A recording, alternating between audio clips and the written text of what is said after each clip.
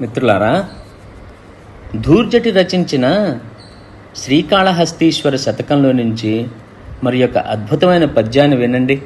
దీని అర్థం ఏంటంటే క్లుప్తంగా, ఓ కాళహస్తీశ్వర, నీ పాదముల మీద దృఢమైన భక్తి కలిగిన వారు ఈ పుణ్యక్షేత్ర దర్శనం వెళ్ళటం ఎందుకు?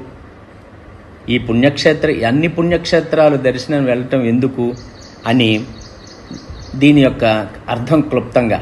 దీన్ని కవి అలా అద్భుతంగా చెప్పాడు, ఒక్కసారి వినండి. కేదారాది సమస్త తీర్థములు కోర్కిం చూడబోయేటికిన్ కాదా ముంగిలి వారణాసి కడుపే కైలాస శైలంబు నీ పాదధ్యానము సంభవించునపుడే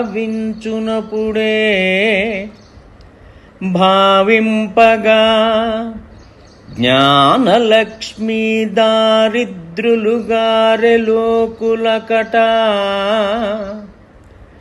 శ్రీకాళహస్తీశ్వరా. అంటే దీని అర్థం, ఓ శ్రీకాళహస్తీశ్వర, నీ పాదముల మీద దృఢమైన భక్తి కలిగిన వారు కేదారాది పుణ్యక్షేత్ర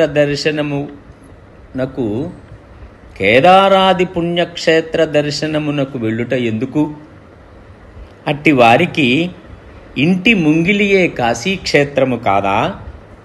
వారి కడుపే కైలాసము కాదా?